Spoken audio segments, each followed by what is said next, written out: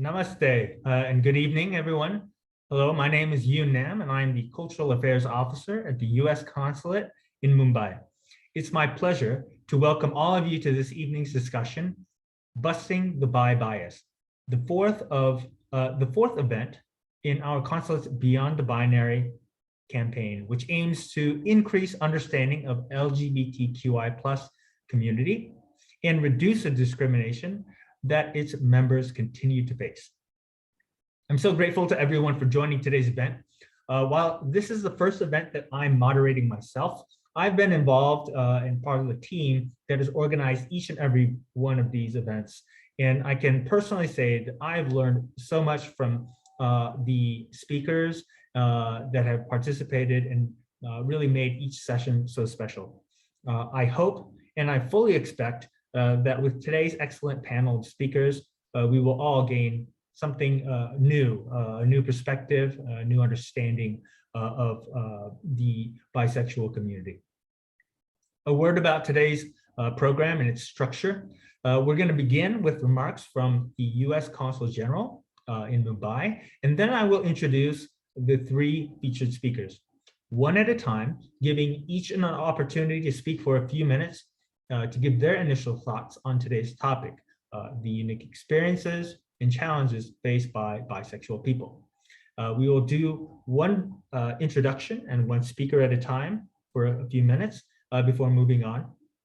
And once all three speakers have spoken, I will moderate an open Q&A session using questions that you, the audience, put into the Q&A box. And so this is right now my appeal to you throughout the event.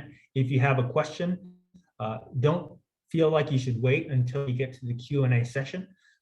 Feel free to put it into the box there, and my team will be tracking those and handing those questions off to me. So now, without further ado, I'd like to start today's event by introducing our first speaker, the U.S. Consul General in Mumbai, Mr. David Rands, who will deliver opening remarks. A native of New York and a career diplomat since 1992, David Rands is the Consul General of the United States of America in Mumbai. Mr. Rands previously served as Deputy Assistant Secretary of State for South Asia and as Deputy Assistant Secretary of State for Pakistan. Prior to that, Mr. Rands was Director of the Office of Pakistan Affairs. His previous assignments include leadership positions at the U.S. embassies in Cairo and Baghdad. Mr. Rands has also served in Rabat, Jerusalem, and Karachi. David, the stage is yours. Thank you very much, Yoon. Good evening to everybody. Welcome to the fourth installation of our 9-part LGBTQI+ focused dialogue series, Beyond the Binary, which recognizes the struggles and celebrates the achievements of the LGBTQI+ community. Tonight's discussion, Busting the Bias, will focus our attention on questions surrounding bisexuality, common misperceptions related to bisexual identity, and how we can all serve as allies to bisexual individuals. Soon after taking office, President Biden issued a presidential memorandum reaffirming that it is the policy of the United States to pursue an end to violence and discrimination on the basis of sexual orientation, gender identity or expression, or sex characteristics, and to lead by the power of our example in the cause of advancing the human rights of LGBTQI+ persons around the world.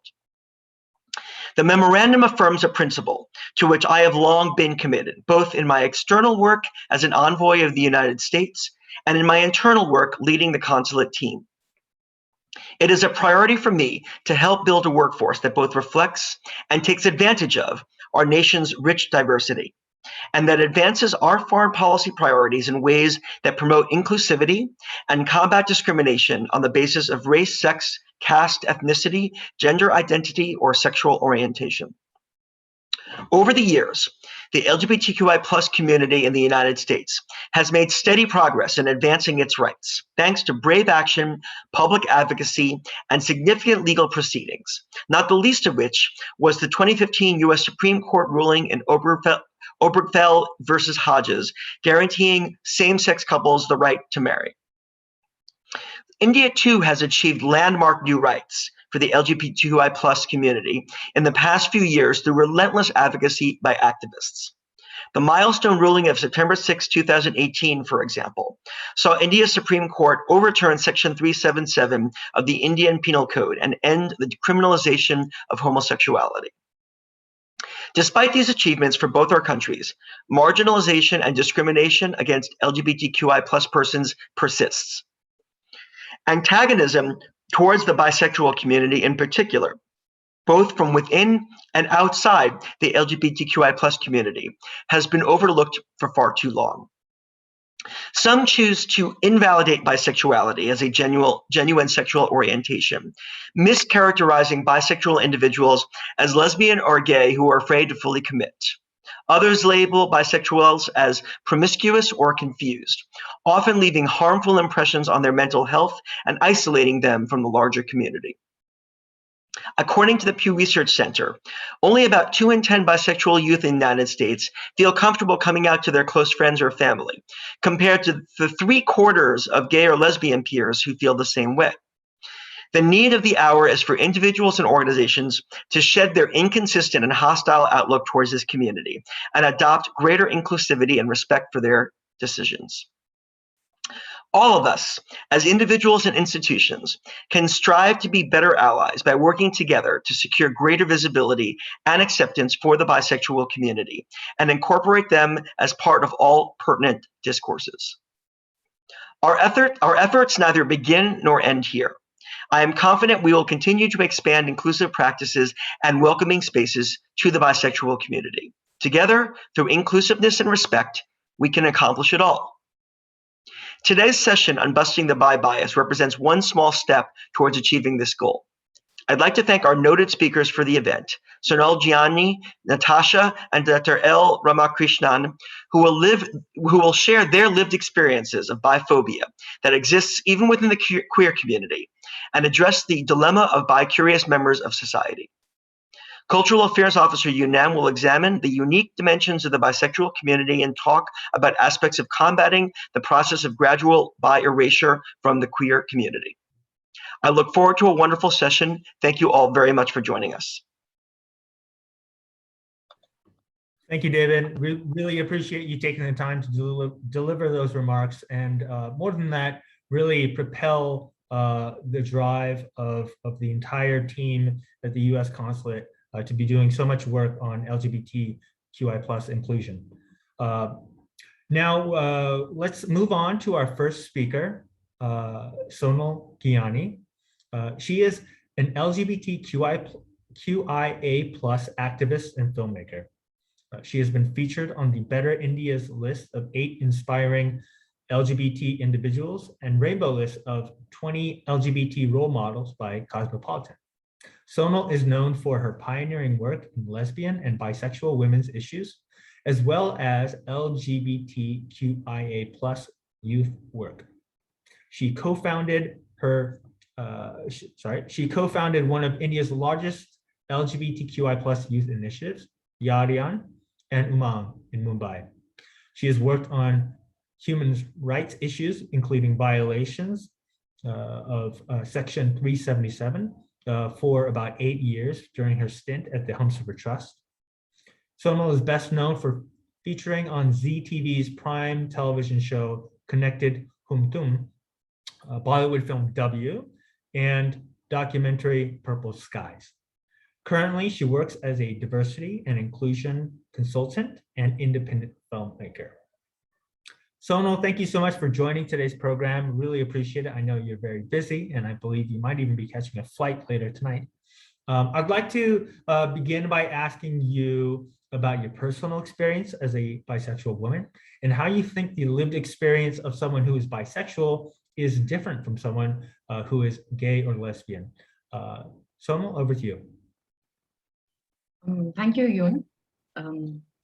I have always known about my bisexuality since the time I was a kid. I had attractions towards both boys and girls in my school. But I very quickly realized that, I cannot talk about the girl attractions. This happened when, my first attraction was towards a boy, actually.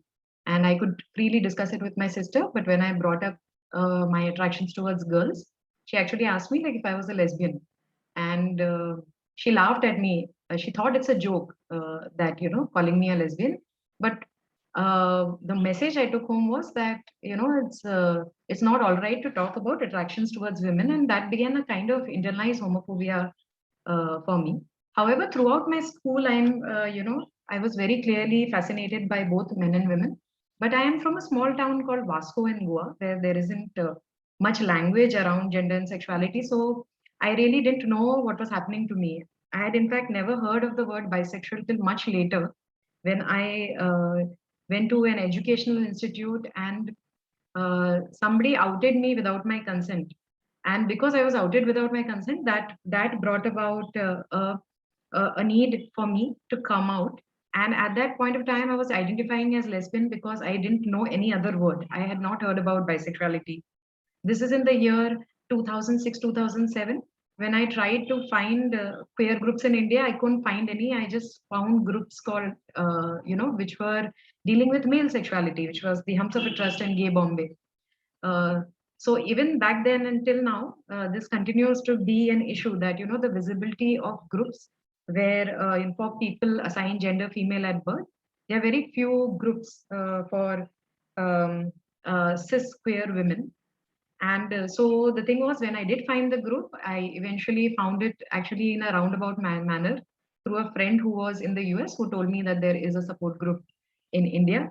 And by this time, I was facing homophobia in the institute and my first workplace. So I was actually, it was very important for me to find community. Uh, so back then, there was a Yahoo Messenger group where you could talk to people about, who are like you. But I soon found out, because by then I knew that I am bisexual, and I very soon found out that if somebody asked me what do I identify as, if I said bisexual, what would end up happening was that the conversation would very quickly end, or they would ask me questions, and sometimes their understanding of bisexuality was put forth to me without being without any consideration. So things that were communicated to me was that I am the kind of person who's a fence sitter, and eventually I will choose to be a lesbian. And a lot of people didn't want to date me because they said that I will probably get married to another man because that is sort of easier. um, After this, I did find a larger LGBT network, an organization called Humsafar Trust, where I started working, and that's when I could, accept my bisexual identity completely. However, during my time at this Humsafar Trust, I was very vocal in the media, and I had a monogamous partner, a female partner, and we were in a monogamous relationship. And I would find that whenever a quote would be taken in the mainstream media from me, people would call us a lesbian couple. Or very constantly, even though I have said I'm bisexual, I would be reported as a lesbian person. And this was not just outside, but also within circles, even within the community circles. Even despite my saying so that I am bisexual, repeatedly people would be like, I am lesbian. The reason being that, I have been in a almost 5-year long relationship with a woman. So therefore, I'm lesbian. So I found myself constantly battling this kind of stigma and not really having the language for it, that what is happening to me.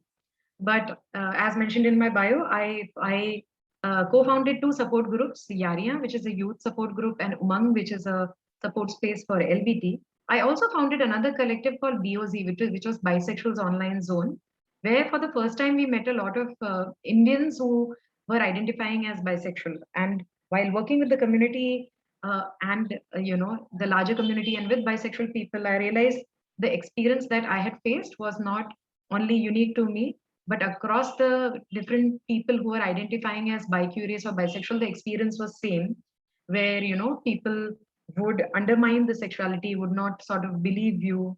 When it came to uh, basically any kind of community, it was very monosexist. You could only be attracted to one kind of person.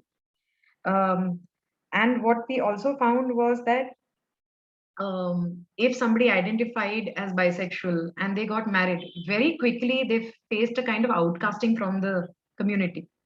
So one was from the community, but yourself also, if you chose to be with a male partner, a lot of people did not feel comfortable to continue being present in these spaces, with their partners. So which is why we found that slowly, the bisexual community itself stopped hanging, at these places.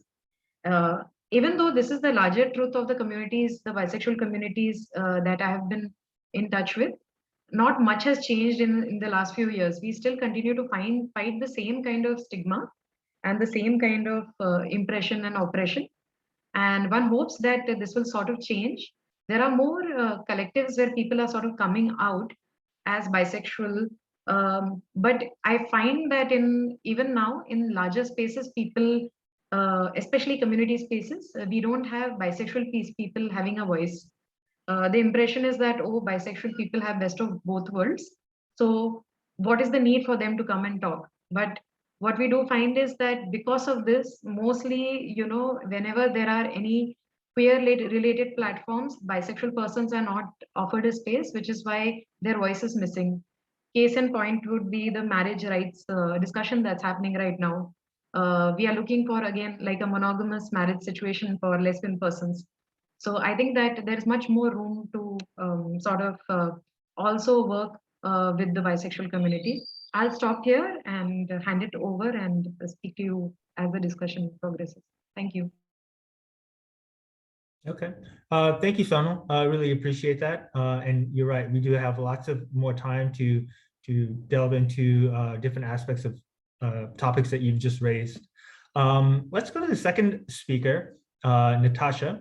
Natasha is a pansexual, polyamorous, non-binary, trans woman working in the field of information security at a reputed multinational organization in India. Currently, Natasha is in the process of medical transition to her affirmed gender. She volunteers with Chennai-based informal LGBTQI+ collective Orinam and supports queer community members coping with varied life situations. Natasha is currently navigating through the hurdles of being at the intersection of multiple identities while she builds a femme wardrobe to prepare for her transition. Natasha, I just introduced you using some terms that you had provided, including pansexual and polyamorous. Just last year, a niece of mine, she came out as pansexual, and I'm going to admit that I had to Google the term because I wasn't familiar with it. So can I ask you to first help others like me understand what some of those terms mean? And if you could then please explain how your identity as a trans woman intersects with your bisexual orientation and how perhaps your experience might differ from that as, from a cisgender person who's bisexual. Hey, thank you so much. Can you hear me and see me clearly? Yes. Okay, great. So before I explain about things, I just wanted to say, as a trans person, each of the trans people have the experience is very different. So I just wanted to give us a brief note that my experience as a trans person would be very different to any other trans person. So I would not want people to assume that this is the standard for all the trans people. To start with. So we do know that there is, the so-called straight people who are attracted to opposite gender. Will get back to if they're actually an opposite gender or not later. But so gay people are someone who are attracted to the same gender, and bisexual people are the ones who are attracted to people more than one gender. Predominantly, what we assume is bisexuality is only attraction between people who are attracted only to male and female.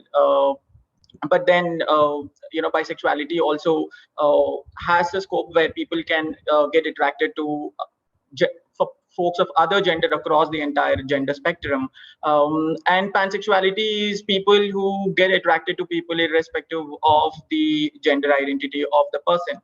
And polyamory is something which is monogamy is basically person who's only sexually or romantically involved with one person. But then if you're a polyamorous person, you happen to fall in love with multiple people at the same time. It's such a beautiful feeling to be a polyamorous person while also being a bisexual and trans person. So like, I've been at the intersections of a lot of identities. Like I said, like, I identify as a bisexual, pansexual person, also a non-binary trans person as well.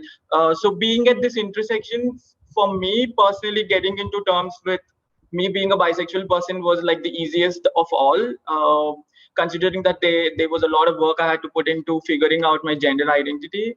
So the first time I think I've ever like got attracted to someone was like when I was like 14. I was attracted to this boy, and then like within a span of like 6 months, I also found, felt like for the first time I was attracted to a woman, and it both of them felt really like very comforting, like something which belonged to me, and I was like in love with both of them at the same point of time. So at any point of time, I didn't feel like, it kind of confused me being bisexual. Although like growing up, I came from a very small town where access to information to a lot of things was very minimal. I didn't know the word bisexual to explain myself, but I just felt like, what, I was attracted to people irrespective of their gender. And when also I was attracted to the boy, to the particular boy, I had a lot of stigma from people around me, because being assigned male at birth person and then being attracted to a boy would get you directly like termed that, you're probably a gay boy. But then it's at any point of time, like, I've never identified with the particular label as a gay boy. Only years later I figured out, like, why probably I was never comfortable in identifying with the word as a gay boy. And then like through years, like, people like, it's important to understand that, all the phobia which exists not only within the community but also outside the community as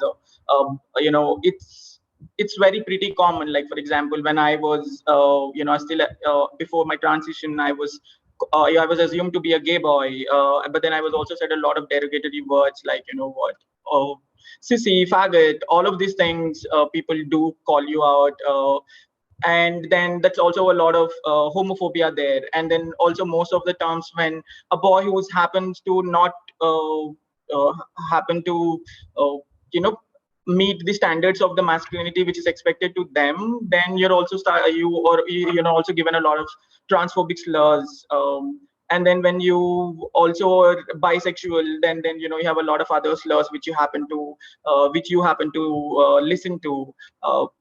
So like I've had an experience with all of these kind of intersections, and at this point of time I also wanted to say that, me being a trans person, how I see bisexuality in general, and also when I say trans person, I also identify as non-binary, not into binaries of a trans man or a trans woman. So it's generally expected of trans folks that they have to, a person who's medically transitioning as a trans person would think that, okay, they were assigned as a male while they were born, and then they probably want to they identify as a female. So it's like always we see in the opposite sides of a particular spectrum. It's never that we see that a person probably could a trans person could also identify not with male and female as well, not going from from one side to another side. So for me, it took a lot of time for me to figure out, like, the labels which really felt comfortable to me as a trans person. I'm like super like in a great great point in my life where I'm like innately very happy with myself, like how things are going. But it's been a very struggle journey to also, because because as a bisexual person, you're constantly told that you have to choose a side. And the same thing which also happens to be as a trans person is when you medically transition, or like, as a trans person, when you say that you're attracted to someone of the same gender, like for example, I identify with womanhood, and then when I'm attracted to another woman, people would very easily disregard, saying like, if you're so attracted to women, why would you want to do a medical transition? You should have just stayed as a boy. It would have been very easy for everybody involved. Your family would not have to go through a lot of stuff. You didn't have to deal with a lot of stigma in the society. So there's a constant erasure here of not only about the sexuality, but also the gender identities of people, because we're constantly said to fit into the cis heteronormativity. Cisgender is basically people who identify with the gender they were assigned at birth, and heteronormativity is people who are attracted to the so-called opposite genders, that is male or female. And we're also constantly, as a bisexual people, so as bisexual people, we are constantly said that we have to choose a side. The same is with me being a polyamorous person, that I'm constantly told that I'm not loyal, and the same thing it goes with bisexual people as well, that you have to choose a side. And me being a non-binary person, I hardly have any side to choose, because this gender spectrum is so huge that I've been like very fortunate to date people of various genders, and I've like, it's a very beautiful process. Like, when you're as a non-binary person, you see the world outside the stereotypical ways of who needs to be attracted to who. Yeah, that would be my initial remarks. And as the session goes on, maybe I could add a little more. Yeah, thank you. Back to you, Jan. Okay, thank you, Natasha. I appreciate that. I'd like to now introduce our third speaker, Dr. L. Ramakrishnan, or Ramki. Ramki is a public health professional with SATI and works toward inclusive healthcare, justice, and social protection for communities that are marginalized based on gender, sexuality, HIV, tuberculosis, and other issues. They volunteer with Chennai-based LGBTQI+ community collective, ORNL. They have contributed towards developing the Insert Gender Sexuality module for teachers, the 2019 LGBTQI+ inclusion of mental health policy of Tamil Nadu, a transgender health curriculum for nurses, and the recent orders of the Madras High Court on protection of queer and trans couples. Ramki, may I ask you to share your own thoughts on the unique experiences and maybe even perhaps the unique types of phobias that bisexual people experience as compared to other members of the LGBTQI+ community? Yeah, thank you very much, Yoon. And thanks to all those who made this event possible. So in terms of perception towards the bi community, you could look at perceptions from the cis heterosexual mainstream, from the LGBTQI community, and also specifically from certain groups like the trans community. And both Sonal and Natasha have spoken about phobias within the queer women community against bisexuals and within the trans community. So I'll speak a little bit about the mainstream presumed cis and presumed heterosexual community, where often bisexuality is equated with confusion, indecisiveness, and also with marital infidelity. So there's kind of a failure to distinguish between sexual orientation, which is who you're attracted to, versus behavior, who you're in a relationship with. So someone who is married is just assumed to be cheating on their partner if they are having other relationships. So bisexuals are just assumed to be inherently prone towards non-monogamy, which is not necessarily the case. And there are monogamous and non-monogamous people of all sexual orientations, so it's not really related to sexual orientation. Also, with the advent of HIV in India in the mid-80s, and with the framing of HIV interventions among the so-called high-risk groups, bisexuality became equated with bisexual behavior and often became associated and further stigmatized to refer to men who are married and who have sex with men on the side and are likely to transmit HIV from the high-risk groups to the innocent straight population. So there are a lot of these prejudices that are associated with failure to distinguish between behavior and sexual orientation. In addition to this, there is also within families a greater parental pressure to marry, arguably, if the child comes out as bisexual, because the argument is, if you can get married to somebody of the opposite gender, why don't you do so and make life easier for everyone, which is very similar to what Natasha was saying in the trans context, right? So there are all these perceptions from the mainstream, and some of these are also, evident in the LGBTQI or specifically gay and lesbian communities, where bisexuality is conflated with current or potential marital status. You have gay and lesbian people who get married to the other gender and are called bisexual. And so this failure to distinguish between orientation and behavior is very deep rooted. Any kind of biphobia or panphobia in the queer community is basically a derivative of the homophobia that is there in the mainstream. So in addition, there are certain factors, like for example, gay and lesbian people have had negative experiences of being in a relationship and then being dumped for a person of another gender. So in their mind, they equate this to bisexuality and view all bisexuals as inherently not trustworthy. Finally, a lot of gay and lesbian people in the early stages of coming to terms with their identity have often identified as bisexual, perceiving it to be a less stigmatized identity. And they tend to view everyone through the same lens of their own experience and think that everyone who's bi is somebody who's basically on the journey to being straight. So, on the way to being gay. So there's actually a phrase saying bi now, gay later. So there is this biphobia within the community as well, within the queer community. The last issue I'd like to talk about right now is invisibility, because very often people assume sexual orientation based on who someone is partnered with. So if a man is partnered with another man for any length of time, 6 months, 6 years, 60 years, they are assumed to be gay. If a man is partnered with a woman for any length of time, they are assumed to be heterosexual. So a person who is bisexual could be in a relationship with somebody of the same gender or another gender or someone who's non-binary.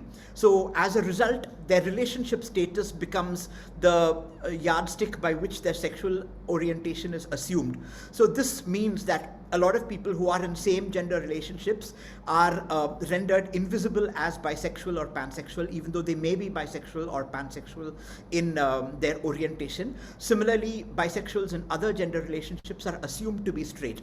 So as a result, bisexuality only becomes visible when there is a case of a person leaving a relationship with a person of one gender to enter into a relationship with a person of another gender. So there's kind of a sampling bias in who is visible as bisexual, and this contributes to a lot of bi-invisibility and also feeds into biphobia.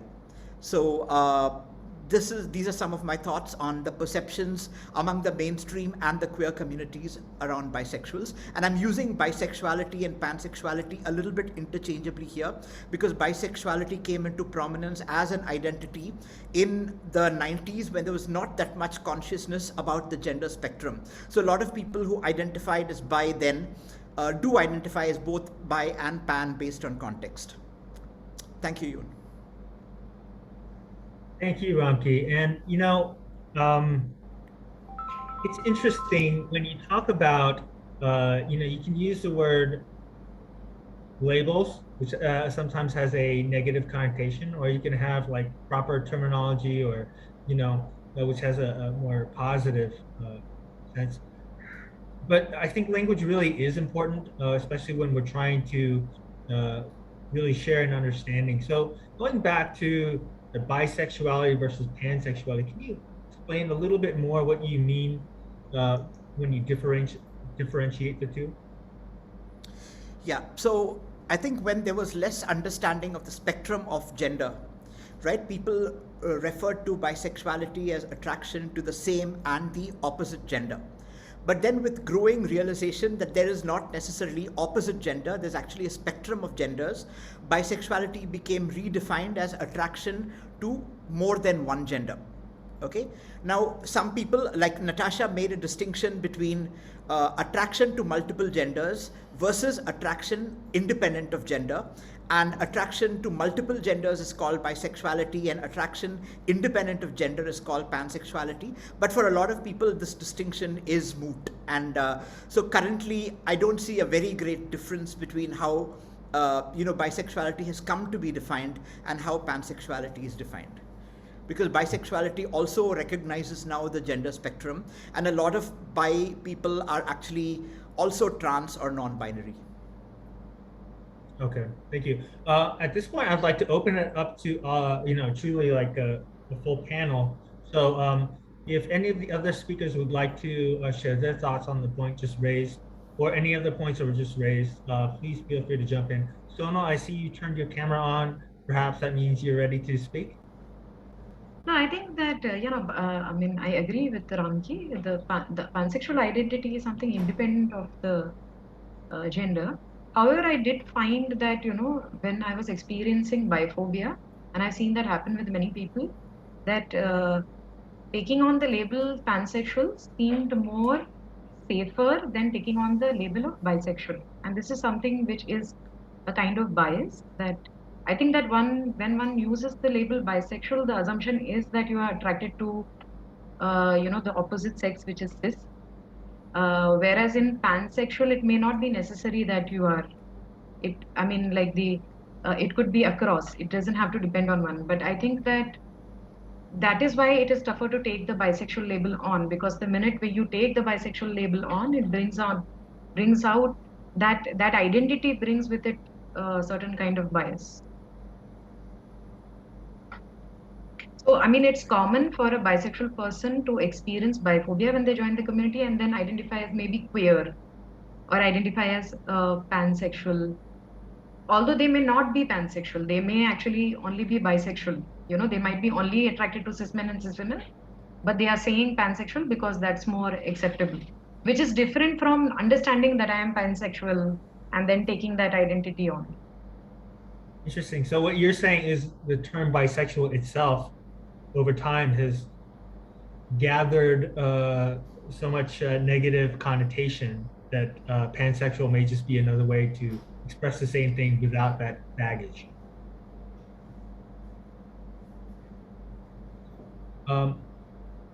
Natasha, did you have anything to add to this, or?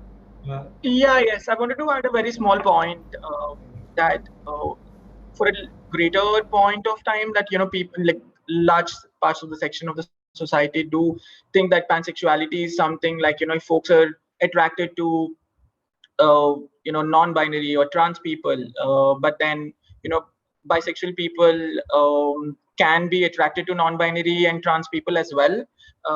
So that confusion is it's a myth which is very predominant in the society, that when somebody is attracted to genders outside the male or female, then they call themselves as pansexual. But then at the same point of time, a person who's attracted to genders not male or female can be only attracted to some preferences of a spectrum within the gender spectrum, and not everybody.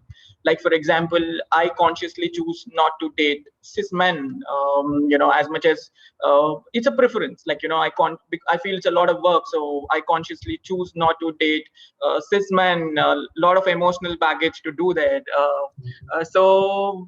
And also, when you start to, as a trans person, when you start to interact with when you start interacting with people, you see that transphobia is very prevalent across the society. Even the smallest of things, like making people use the right pronouns to you, gendering them right. Like when I go out, probably sometimes happens to be like when I go to a restaurant for dinner, or at any point of time, like the waiter probably misgenders me, but then cis people may not consciously take that effort to correct the waiters, that what their pronouns are not, it's not sir, it's like probably a ma'am. All of these things really do make a lot of value when it comes to dating. So like, you may have preferences, you may still be attracted to people across the spectrum, but then still have preferences that you want to date only a certain section of the spectrum of the gender. So yeah, so that particular confusion or the myth that only if you're attracted to trans people that you can take a pansexual label, it's not. It's like wrong. Like, even bisexual people can be attracted to non-binary or trans people. Yeah.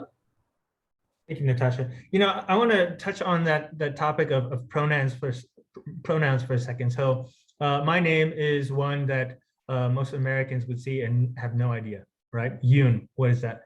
And I typically get, or not typically, but I will frequently receive emails saying Ms. Nam, blah, blah, blah, blah, and they assume that I'm a woman, probably based because they met on the fact that they've met a Yoon that was a female. And it doesn't really, bother me at all, because I understand that, it comes from ignorance without any negative connotation to that word in this sense. But I think there are a lot of well-meaning people who are really just starting to understand the vocabulary, including the pronouns and using them. And these well-meaning people may have a lot of anxiety around that because they're afraid to misstep or whatever it may be. I'm curious, Natasha, what are your thoughts if someone either consciously or subconsciously uses a label that you don't identify with? How do you deal with that? And to what extent should someone, agonize over a pronoun when they're just not familiar with how to use these? Okay, that's a very interesting question. So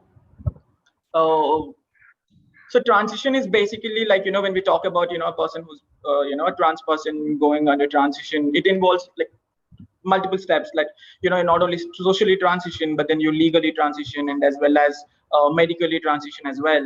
And people can be at different stages of their transition. Like, for example, my all government IDs still say, I have my dead name, which was the name which was given to me at birth, my parents, and the gender still shows what is assigned to me at birth. And it just happens to be when people meet me for the first time, like, all the people who meet me for the first time now, they use she pronouns to me. But sometimes I do tell them that, my pronouns was they as well. And sometimes when people do misgender me by using sir, or like, calling me he or him, I tell them, like, if they've not met me anytime before, I tell them that, my pronouns is she or they. And if somebody happens to know my pronouns and then happens to do a mistake, I would like rather wait for them to correct on their own, because that's the easiest way to have it done. And if sometimes people do unconsciously do misgender, because at the end of the day, our society is so binary that a trans person is assumed that, if they're assigned male at birth, they're like transitioning to become a female. So you assume that they will be using she pronouns. They would not be assuming that maybe they'll be using pronouns like they. So it's always important for people who want to be inclusive to ask, like, what are your pronouns? And also it's important for people to acknowledge what their own pronouns are. Like, for example, when you may be introducing to someone, you can say, I'm Yoon and my pronouns are he or him. And if that, like, I don't want to assume, but yeah, if he or him are your pronouns, but so you can, when you introduce yourself to people that way, the opposite person would also be inclined to say that, yeah, my pronouns are she or they, like, I'm Natasha, nice to meet you, my pronouns are she or they. It's so easy for people to ask that, basic line, to have that conversation rather than assuming what may be the pronouns of the people or the gender of the person as well. I think that's how we can go about it. If somebody misgenders it, sometimes it happens. I feel it's, rather than apologizing, if you consciously say that, okay, I'm sorry, like for example, somebody, we're in a meeting and say, misgenders me, and if somebody corrects it and the person acknowledges that and then uses the right pronoun, it would also not put me in a spot that I have to do the work to make them understand the pronoun right. So if I would say that, if any cis person who's there who wants to be a good ally can probably interject and then try to correct the pronouns, or the person can consciously change the pronouns and say, rather than apologizing, that consciously change the pronouns so that, nobody has to really worry about it. I know, yeah, the person realized that they did a mistake and then they corrected it. Yeah, that's it. Right. Okay. Thank you. Sonal or Ramki, do you have anything to add to this discussion? I would say intent is everything, and if someone's unintentionally misgendering, that's okay. But if it becomes a pattern, because you mentioned conscious or subconscious, so if someone's consciously misgendering, that's a problem.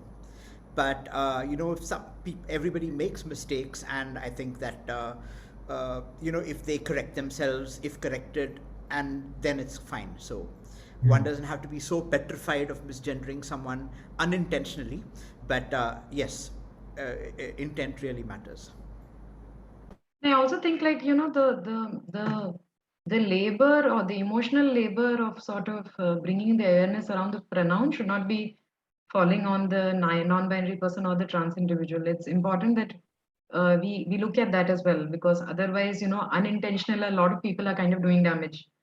So while it is one, two people, if we are meeting 100 people in our life, it's a little too much. So I think that that center of like that labor has to not fall on trans persons, and which is why I mean, one would encourage that the allies also step in rather than always expecting the trans person or the non-binary person to, or even a different gender identity person to constantly take that effort on to correct, you know. And also, like, one of the things we say is don't apologize, because then, you know, you're again putting that uh, the onus of like actually apologizing for something that's not cool onto the person. So it's best that you move forward. Hmm. And the best thing, actually, rule of thumb, is just ask. Like, there's nothing wrong in asking somebody. A lot of people feel worried that, oh, is it an offensive question to ask who are not comfortable with community settings? But it's an absolutely okay question to ask people, that what are your pronouns? And again, not preferred pronouns, pronouns. So because Hmm. it's not a preference for somebody to misgender me. Okay. Very interesting. I'm often fascinated by the pronoun issue, because I think for a lot of people who are not part of the LGBTQI plus community, this is where it is becoming part of our lives, right? Because increasingly, at least in corporate America, I can speak for that, it's becoming a thing where people are now asking themselves, should I be adding that to my email signature? And even though they're not part of that community, this new change is really touching their life in a way that it hasn't before. So really fascinating and interesting. I'd like to go to an audience question now. This is from Lena. What are the factors that propagate our society, in this case Indian, to refuse to acknowledge gender as a spectrum? Would anyone like to take that on? I think I'll begin with my some thoughts, and Ramki. Sorry. Okay. Cool. So I think, like, you know, see, gender is a really social construct, right? And a lot of this social construct is from the understanding of what social norms are or gender roles are really from the mainstream media that you're consuming. In the case of, for example, in India, it would be Bollywood films, or it would be TV shows, or your favorite star, your favorite sports athlete. You know, people like people take inspiration from popular culture. Unfortunately, what we are finding is that within the popular culture, there isn't enough diversity. And I think that because there isn't enough diversity within, I mean, it is there, but it's literally very a niche crowd which is sort of having access to it, right? That conversation itself is very limited, which is why I think that challenging that gender norm or more gender identities or gender roles is not happening in in a kind of similar kind of way, which is why I think that is the responsibility of people who occupy public offices or who are influencers, you know, to use their platform to talk about the various different gender identities. And it's like you mentioned, you, and it's as simple as just, you know, adding your pronouns. So, you know, for those who may not get the importance of pronouns, I would say that, like, you know, there are 113 participants on this call, right? The assumption, unless we say that, you know, our pronoun is they, the assumption is everybody is going with, you know, cisgender pronouns, or everybody in this call is cisgender. That is unfortunately the unconscious bias, because we are not exposed to it. So the minute you sort of put your pronoun, whatever it is, it encourages other people to do that as well. And then you open the room up for people to be more visible with something as simple as just adding your pronoun to your signature. Over to you, Ramki. And I agree with everything you say. I don't have anything to add. Wow, well done, Sonal. Yeah, You know, also it's important to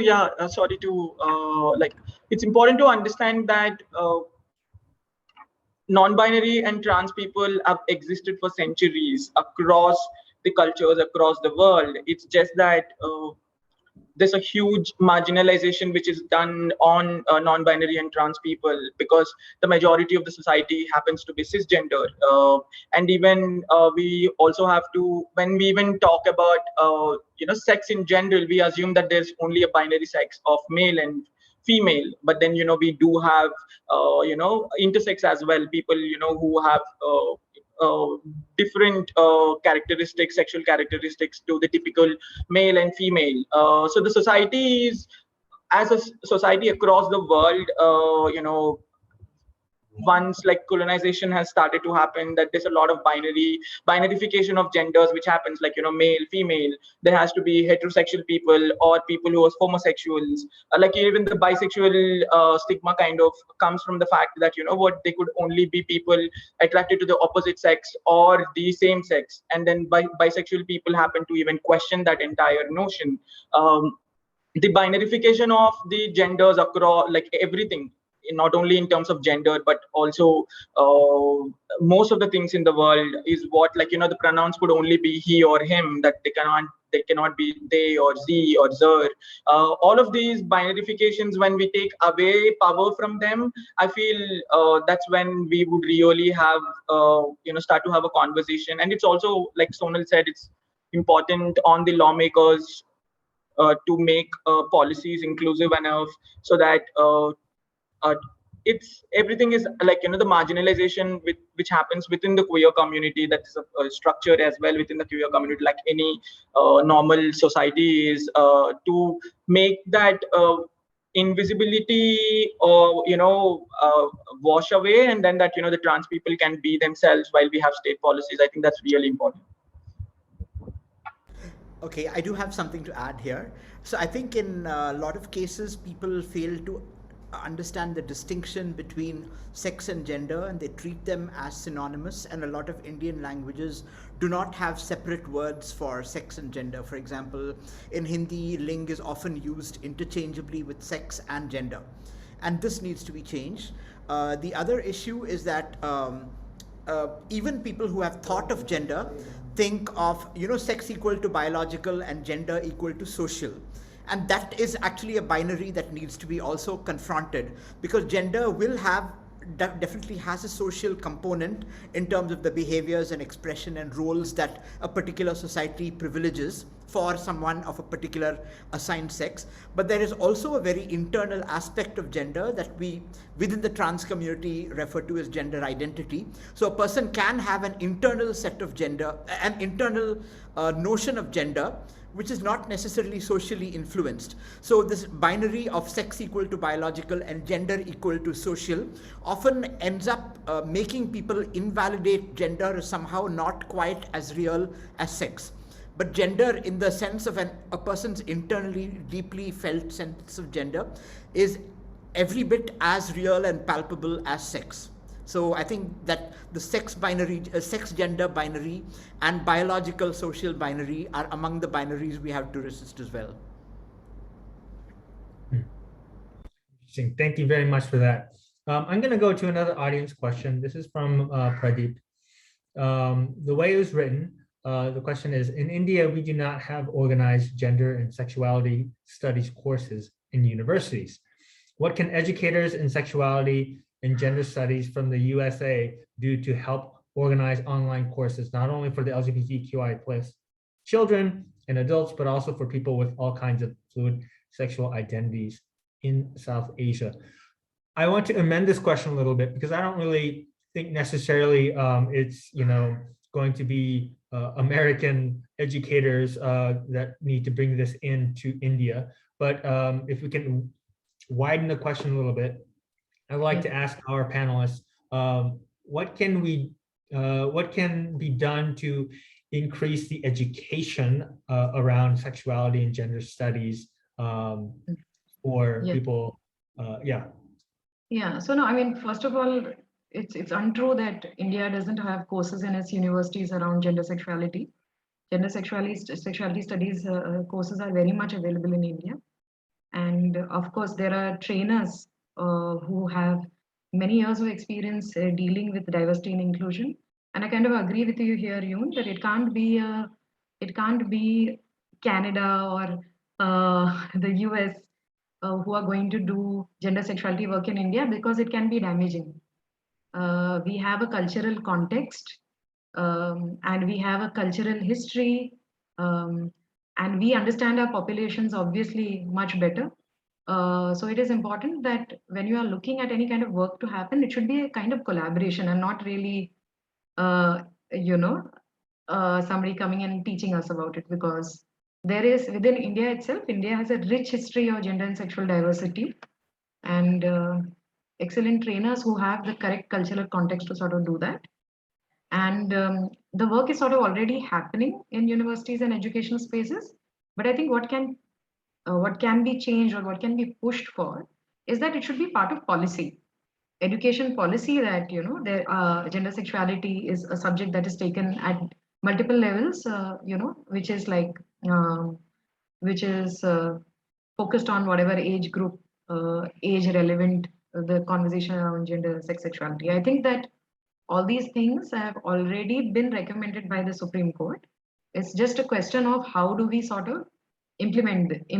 And I think that's one space where other countries can kind of jump in, where if you have government networks, encourage that. And the other thing that you can help is support the communities who are already doing this work, because that's the way I would imagine that you need to go.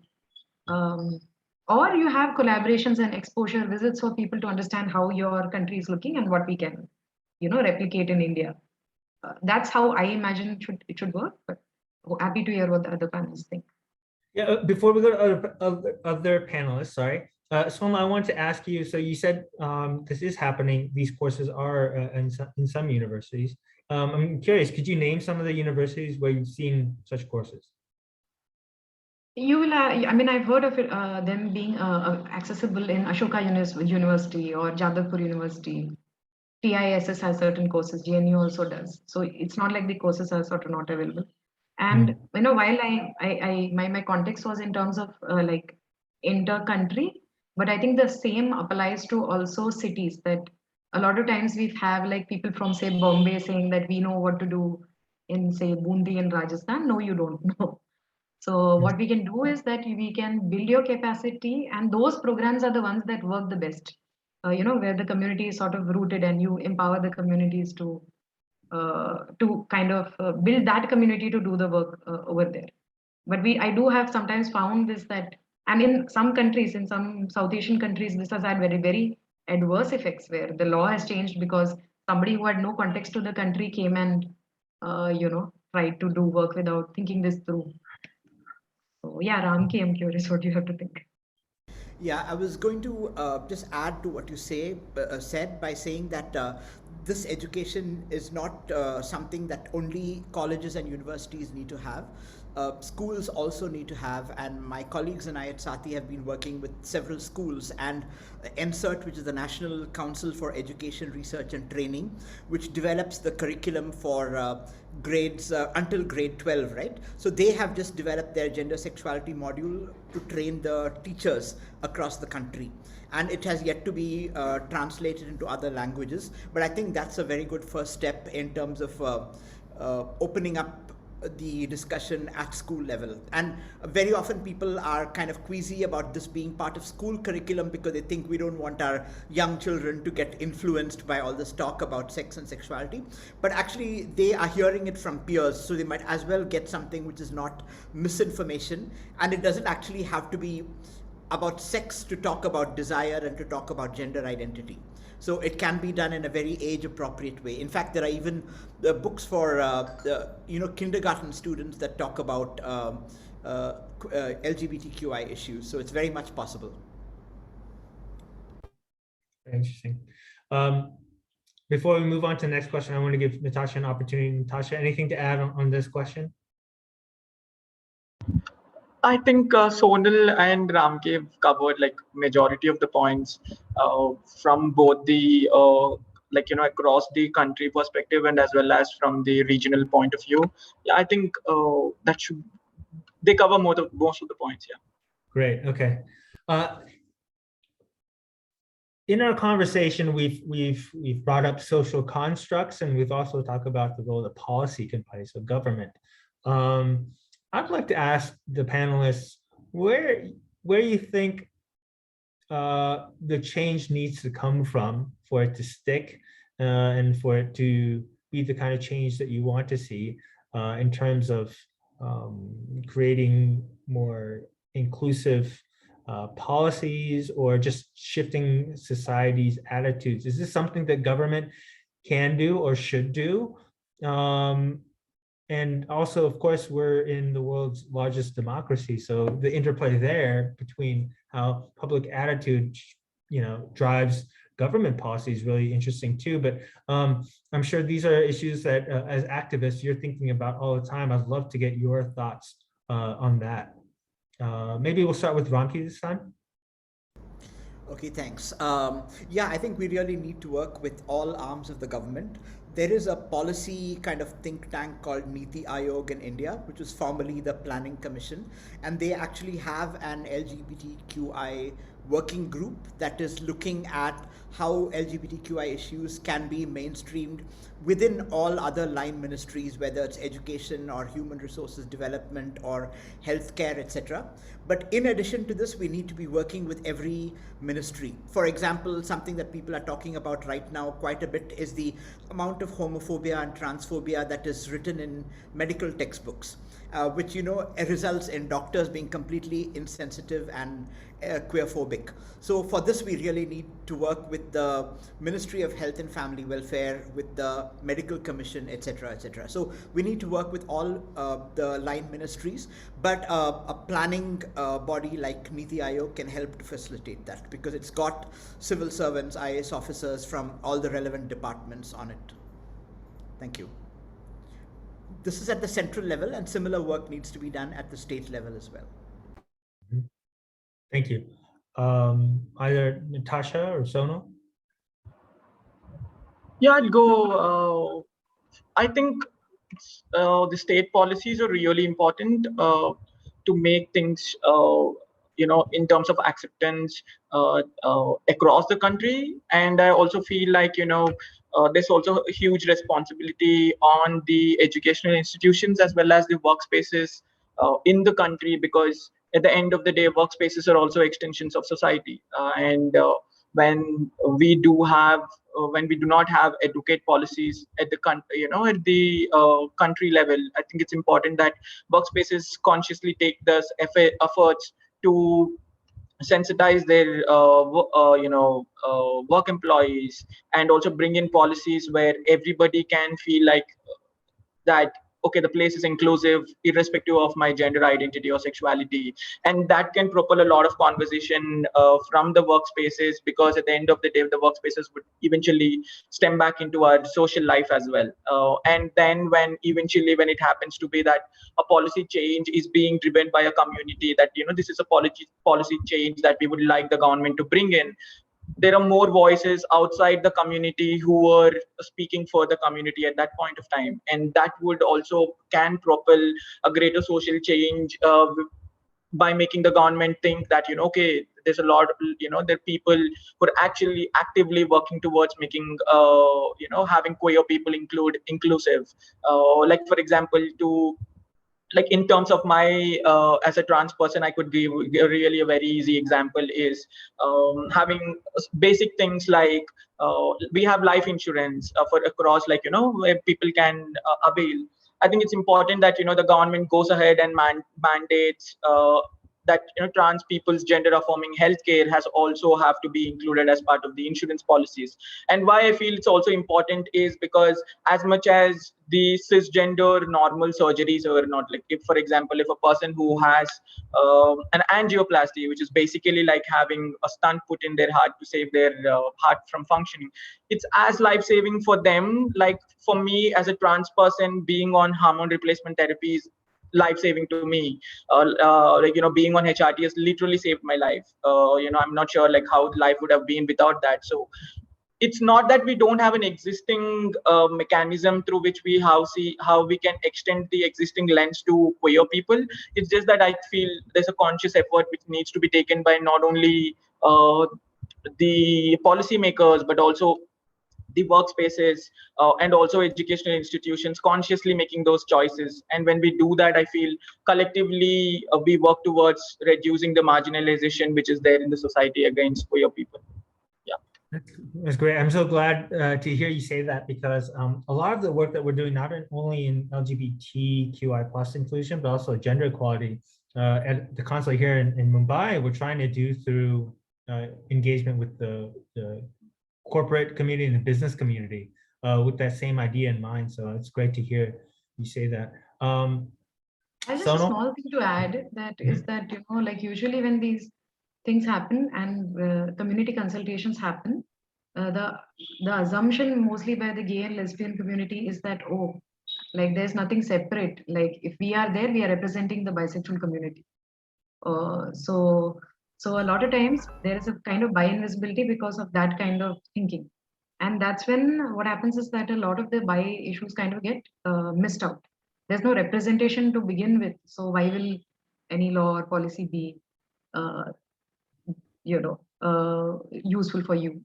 And I think also that the issues of bisexual cis women, bisexual cis men, and bisexual non-binary persons are very different. So it's important that you try and capture all three, and not to just like, sometimes this is like constantly the case that I find myself in, the space I find myself in is that the bisexual representation is by a bisexual man who just has no clue of the reality of what it means to be a bisexual woman in India.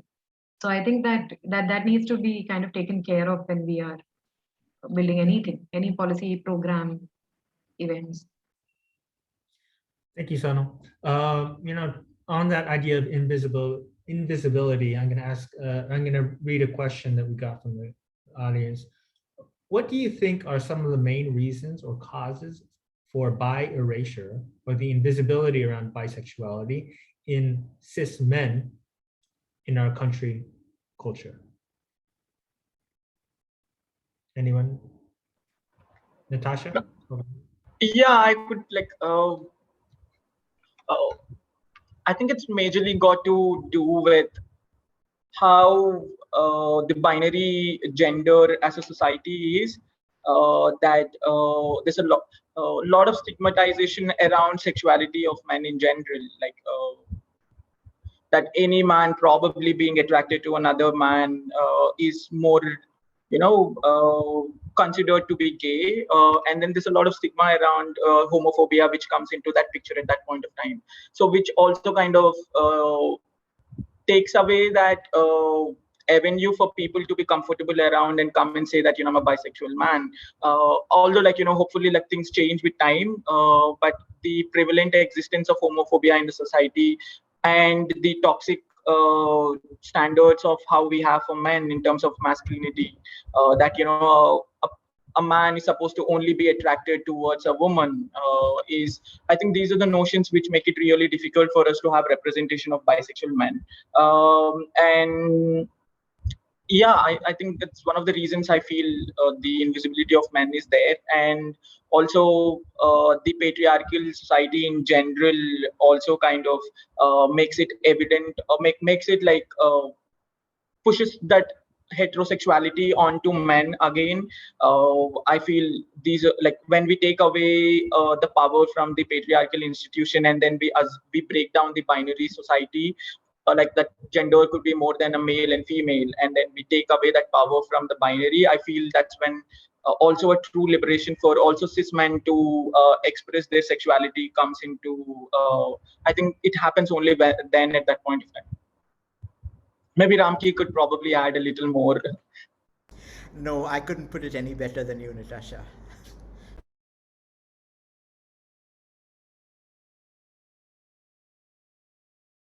Okay. I've got a question for Sonal specifically from Wanderer, who says, I am not for monogamy and don't even believe in marriage.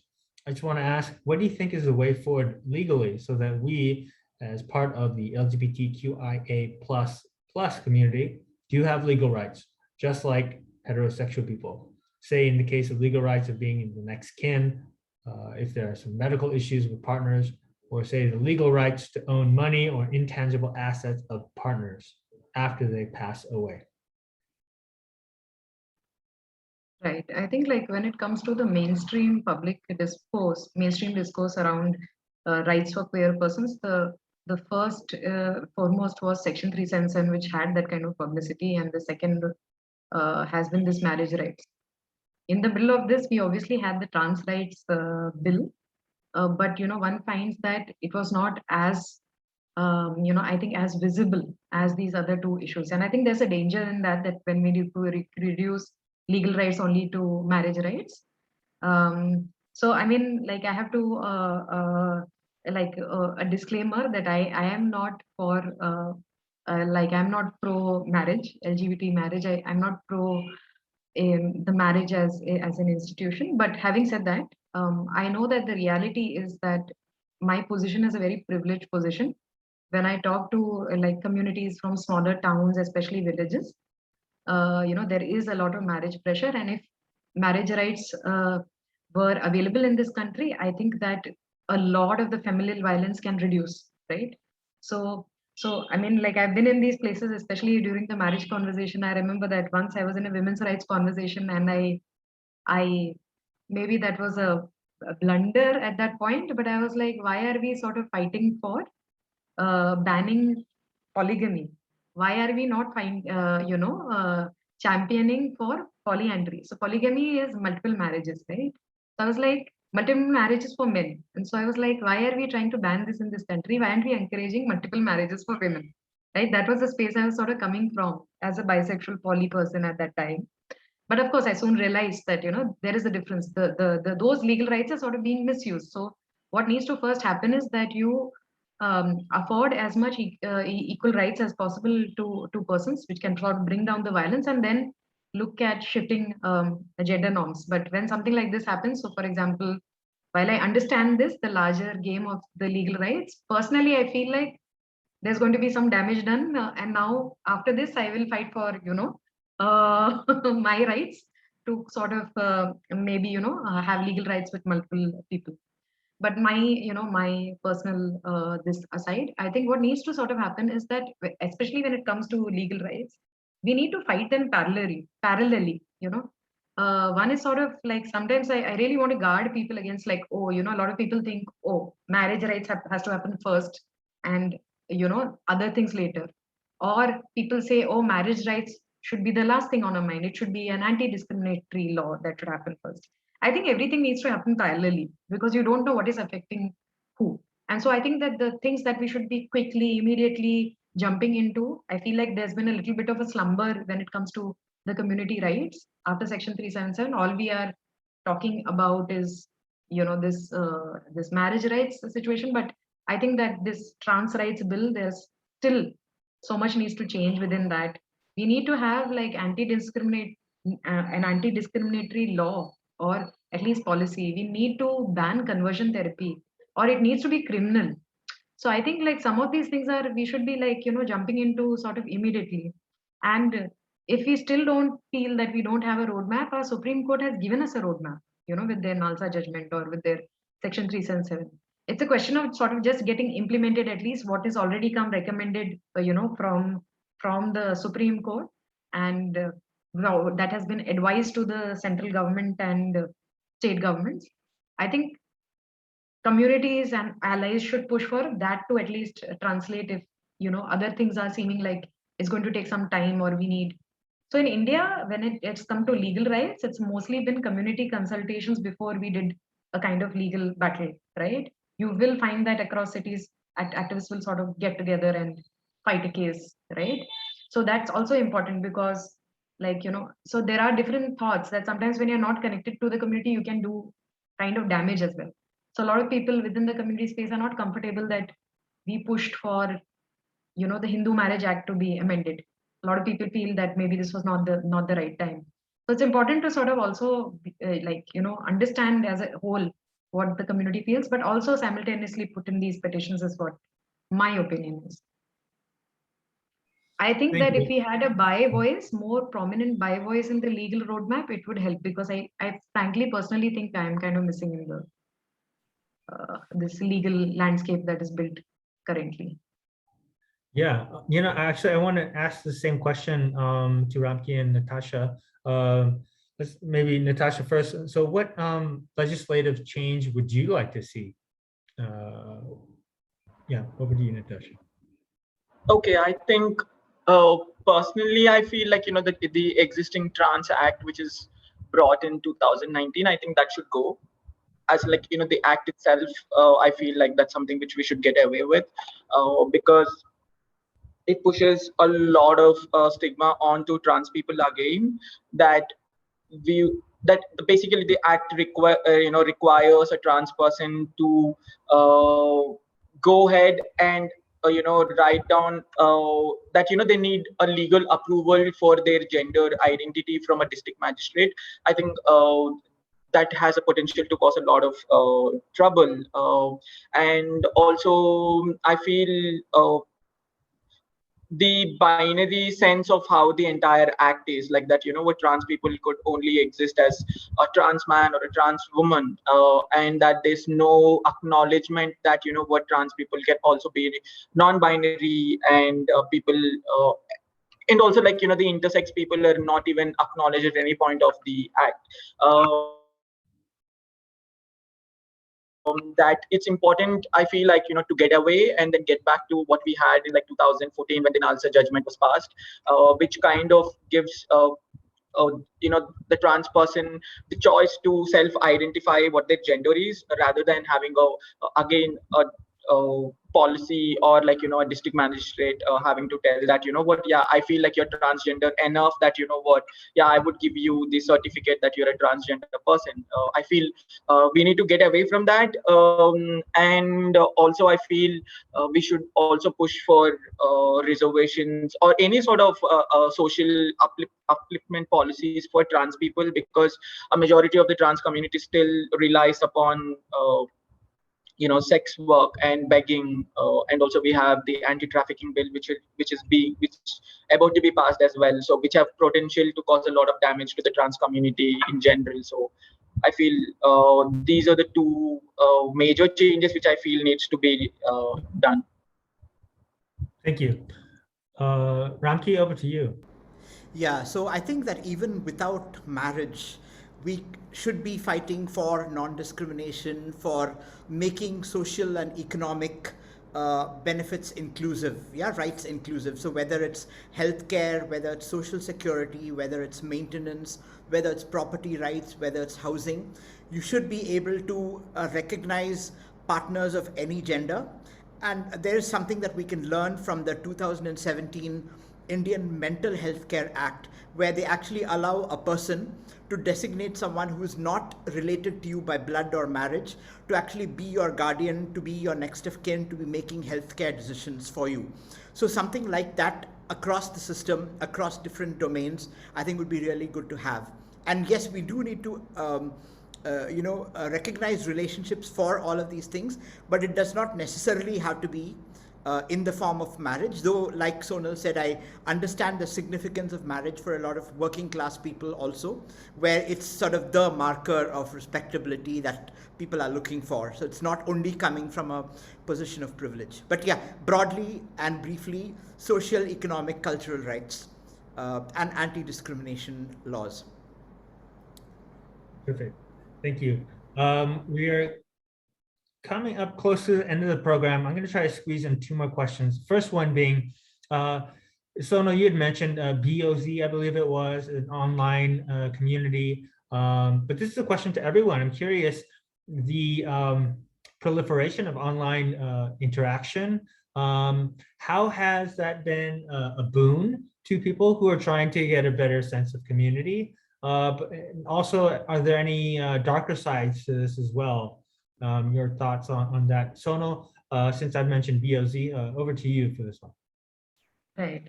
So I think when we started by the Bisexual Online Collective, there was a need actually. I was supposed to be part of a conference where it was a community conference, and they were building a legal roadmap. and they wanted the bisexual voice. And like my friend and my Afia, I checked in with them, and we both decided we'll make this group and ask people. But I think it was quite empowering to create that group itself, because before Afia, I knew like 3-4 people. Like I can count them on my fingers. That's it. But within that group, we had like within the first week itself, we had like 30-40 people, and then it expanded more. So one was this sense of having a community. Like otherwise, one really felt like kind of really like alone. Yeah. But I think BOZ, I think it was also possible because it was online, right? And then it was a secret group. So having those privileges for a group is, I think it really helps in kind of socializing. And so Facebook as a platform was very useful for us for community building at that time. Um, Very recently, like in the last 2-3 years, I've heard of the Bi Collective Delhi, who I believe is organizing events in Delhi and networks in Delhi. And I believe they are also talking on Zoom and things like that. So I think it's really cool, because in BOZ, that's not something we did. We didn't really ever do events where we saw each other's face. So I'm sure that the sense of community building must be much higher. But I think like generally, it is because of us being online that we've had this kind of access. Otherwise, access generally around LGBTQ resources is already very less. And within that, about being bisexual and Indian is even lesser. So I feel that obviously it makes a difference. And now, I mean, when I was coming, I came out in somewhere around 2009, 2010. There were only 3 people I knew who were bisexual and talking in the media. But now, after the judgment and all of that, I am seeing across, especially different social media platforms like Instagram and Tinder. Suddenly, I mean, there are like countless people, like even 1,000 is less. Like I'm seeing meeting so many people who identify as bisexual, or who are openly bisexual. And if somebody, like earlier, if they needed an interview, it was just really impossible to even find like even one person. But now, like younger people are more confident, and like it's just really nice to see that there's an explosion that has sort of happened, and more people are willing to explore their bisexuality, or are identifying very clearly as bisexual. I think that has been very interesting. Especially, so initially it was with Facebook and it was networking. Now, because of apps like Tinder, Bumble, we find that within women especially, like suddenly that dating landscape has opened like tremendously. Earlier you had to find a group and somehow like just those 10-15 people. But now it's not like that. Like, you have so many options, and that's kind of great. My only worry is that a lot of them, they're not equipped to handle the biphobia that they get, especially bi-curious people. Right. So once hope is that in the future we make that more accessible and try to make these spaces more safer for bisexual people or even bi-curious people to understand what their sexuality is. Thank you, Sonal. Ramki, would you like to take this question? Yeah, I think about 10 years before the time period Sonal describes, in the late 90s, there was a mailing list called Bi India, started by Elavarti Manohar and Rajiv Dua, and it persisted for quite a few years. This was before the World Wide Web became popular, but there were still mailing lists and often Unix-based things, and Yahoo groups. So they actually organized physical meetups in urban areas of India. There have been meetups in Delhi and Mumbai and Chennai that I'm aware of in the in the late 90s and early 2000s. But I think with the proliferation of social media right now and the reduction of attention spans, I miss those days when we had long involved discussions on mailing lists. Now everything is about a sound bite, a visual image, etc. So yes, there's a lot more connectivity now with Insta and Facebook, etc. But fewer in-depth conversations happening is what I think.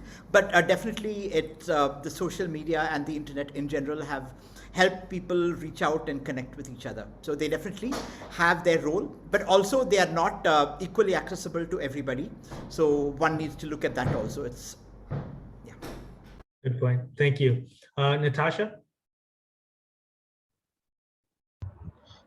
Yeah, so I've learned a lot about my identity through Discord, through Reddit and Instagram. I feel like these are the spaces.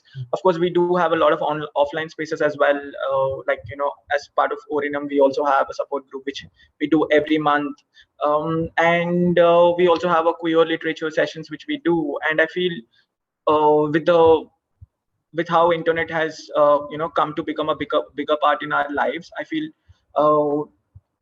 Instagram, Reddit, Tumblr was a huge factor when I was realizing a lot about myself. I'm sure, like, we have more access to information these days. Of course, that's also another. It's a privileged point on who has access to internet. But I feel, young folks who are coming into realizing their gender and sexuality these days, I do feel. Great. Thank you. We are pretty much out of time, but I want to do one quick lightning round, if you will, with each speaker. If you were to be able to choose one of these two things. One,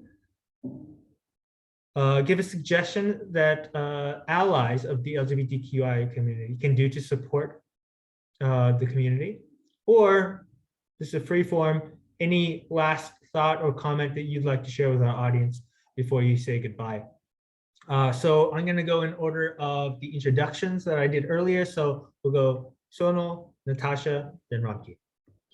Yeah, I would say that you can't expect the community to come out in a space that itself is in the closet. So come out, be out about your support. That encourages people to come out. Terrific. Thank you. Okay, so I feel like if anyone who wants to be a good ally, I think it's really important to look into their own life, because all of us have been discriminated against something or the other. I don't think we have to really look outside to be like. I feel it's really important when we start empathizing for ourselves and we're kind to our own self. I feel we become more empathetic towards people outside of our lives, like, in which we don't have stake about. I feel that's really important to self-introspect and understand the kind of discriminations we faced may not be, I feel there are no heroes in pain in one sense. So when we start looking into ourselves, I feel we start to extend support.